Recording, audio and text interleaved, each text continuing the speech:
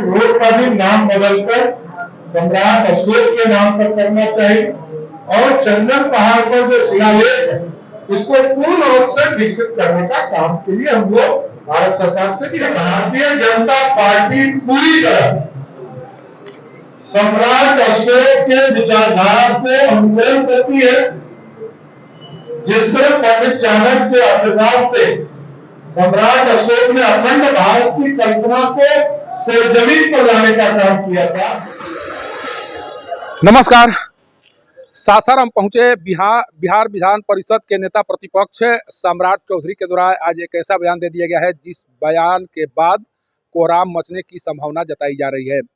सासाराम में पहुंचे नेता प्रतिपक्ष के द्वारा प्रेस वार्ता के दौरान एक ऐसा बयान दिया गया जिस बयान पर अगर अमल हो जाए तो शायद रोहतास का जो इतिहास है वो बदल सकता है और रोहतास के इतिहास में बड़े पैमाने पर बदलाव सामने आ सकते हैं। उन्होंने जो कुछ कहा है, बताया जा रहा है कि चंदन पहाड़ी पर स्थित अशोक के लघु शिलालेख को मुक्त कराने के बाद सम्राट चौधरी काफ़ी उत्साहित हैं और उनके द्वारा एक इस तरह की मांग की गई है कि अगर उस मांग पर विचार किया गया तो रोहतास के बारे में अभी तक जो भी इतिहासकार हैं या जो कुछ इतिहास में लिखा गया है उसमें बड़े पैमाने पर बदलाव सामने आएंगे और उस बदलाव के बाद हो सकता है कि जो इतिहास है उसको फिर से लिखने की कहीं ना कहीं ज़रूरत पड़ जाए।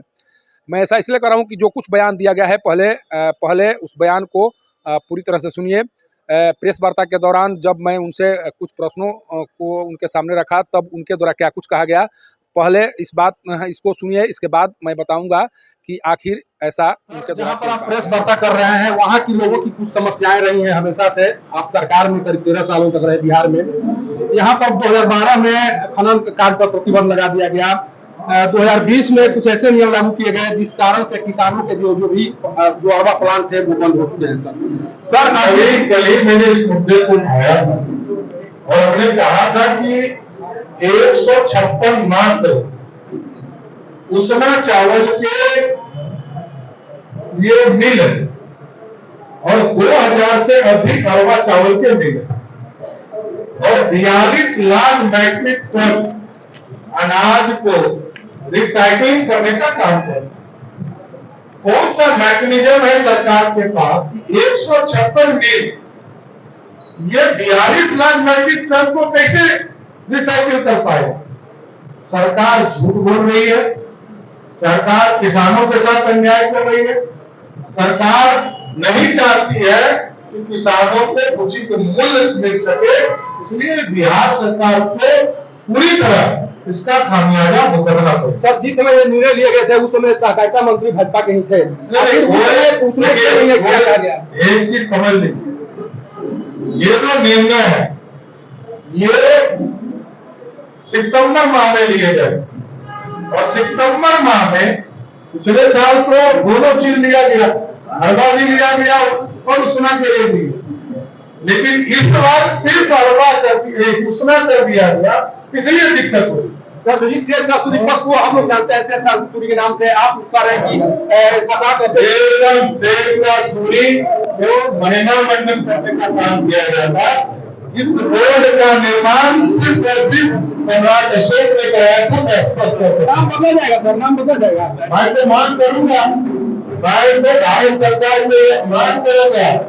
इस रोड का नाम सम्राट अशोक। जैसा कि आपके द्वारा सुना गया कि सम्राट चौधरी ने साफ कर दिया है कि जो भी कुछ रोहतास में विकास नहीं हुए या जो भी कुछ इतिहास में गलत तथ्य पेश किए जा चुके हैं अभी तक, उसमें बदलाव किए जाएंगे। उन्होंने साफ कर दिया है कि जो शेरशाह सूरी पथ के नाम से जिन्हें जाना जाता है, जो राष्ट्रीय राजमार्ग 2 कहलाता है,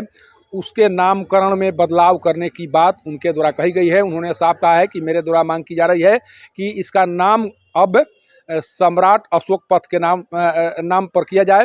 और अब समय आ गया है जब तुष्टीकरण की नीति को खत्म किया जाए और जो राष्ट्रीय राजमार्ग 2 है उसे सम्राट अशोक के नाम पर उसे